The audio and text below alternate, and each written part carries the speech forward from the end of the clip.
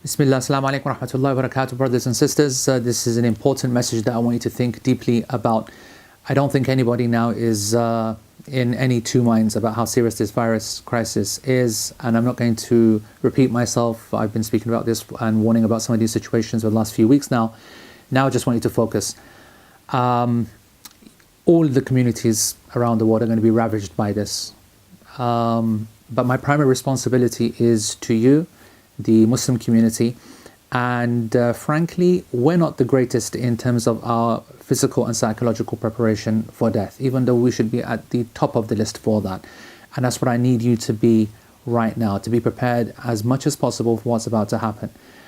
Your leaders, your scholars, your representatives, especially the funeral services, have been working flat out and been in contact with the authorities, trying to use the existing models, which we know are imperfect, going from best case scenarios to worst case scenarios, to try and understand whether we will have the capacity for when the situation becomes even more serious than it is right now.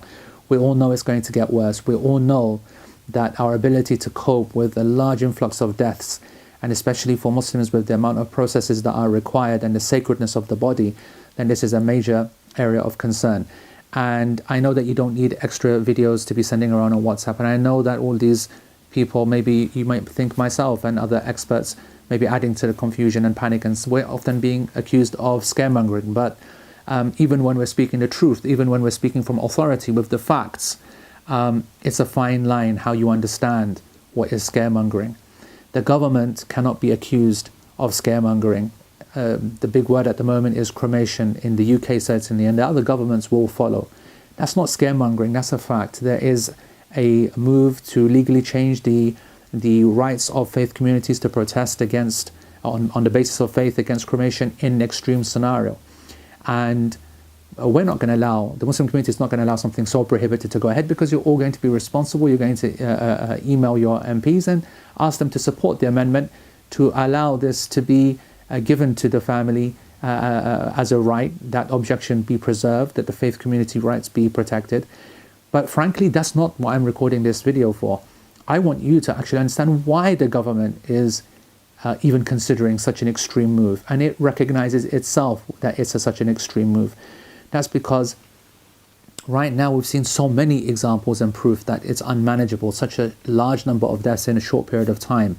And even though we are coping right now, based upon our working with the authorities and the amount of people that we have washed and buried and so on, that have died from COVID, we've been able to offer them a ghusl and a kafan, the washing, the shrouding, the burial itself, and then janazah, even if it's only by one person in some cases and by smaller groups in other cases, whether it's on site at the graveyard or even in other locations. It's been managed so far, but I can confirm to you that no family member has been able to be present at all stages of this process, most of them only at the final stage.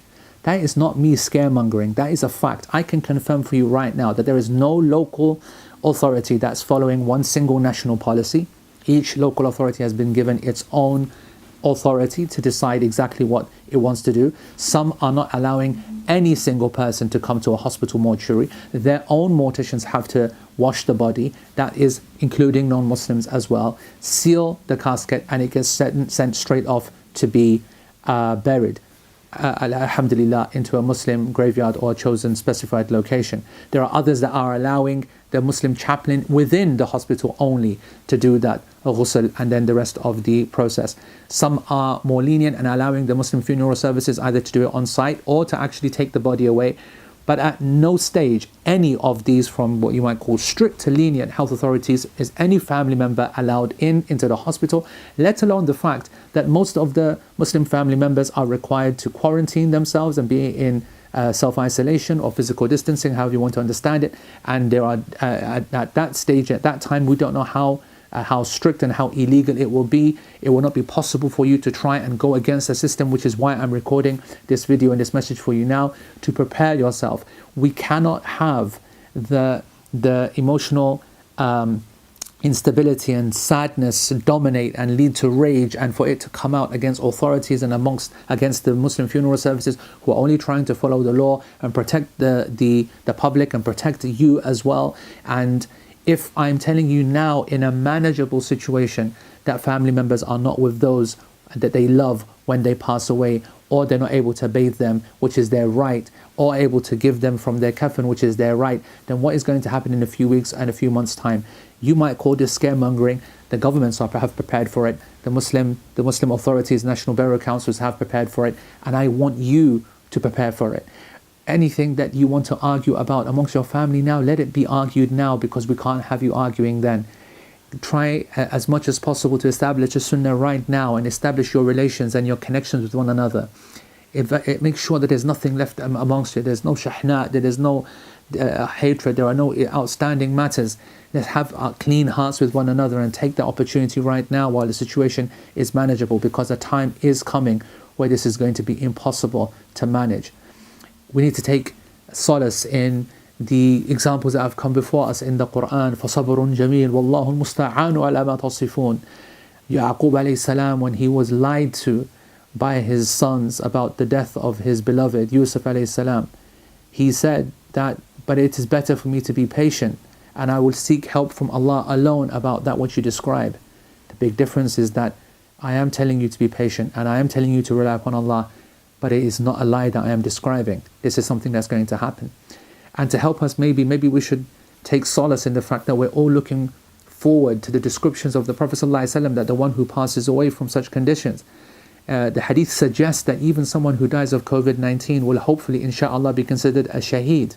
And Nabi sallallahu alayhi wa sallam said, al-mad'un shaheed, wa sahibu dhat jam shaheed, that the one who is inflicted with the plague is a martyr. The one who has who dies of a painful chest condition is a martyr. And even though this does not mean the legal status of an actual martyr on the battlefield, we should invoke in ourselves the same spirit of love and honor. When someone dies on the battlefield, they will be buried as they are, in their same clothes, in their same manner, without any ghusl, without any shrouding, and according to the majority of scholars, without a funeral prayer, no family there, no loved ones there to give them comfort. So that might happen to us as well, where we're not able to fulfill the full realities, and certainly you will not be allowed to be there, the public will not be allowed to be there. So you should invoke that spirit, that our expectation of this situation is for them to be shuhada. So we need to then honor these dead and be patient like we would be in the case of the shuhada. This is a very serious situation. It cannot be just written off as scaremongering. Preparedness is what is an obligation upon us now. I want us to really get over our problems and have these difficult conversations. And you want to argue and shout and blame, then let's do it now. Do it to me now. Do it to your family now, whoever you want. But get it out of your system, because we cannot have you arguing then and putting pressure upon an impossible situation. Then be ready now. This is my message. I ask Allah subhanahu wa ta'ala to protect us, for Him to forgive us, for Him to improve us. And if He takes us, then let Him take us as shuhada, and give patience to those who remain behind, and understanding. And Allah subhanahu wa ta'ala knows best. Wassalamu alaikum wa rahmatullahi wa barakatuh.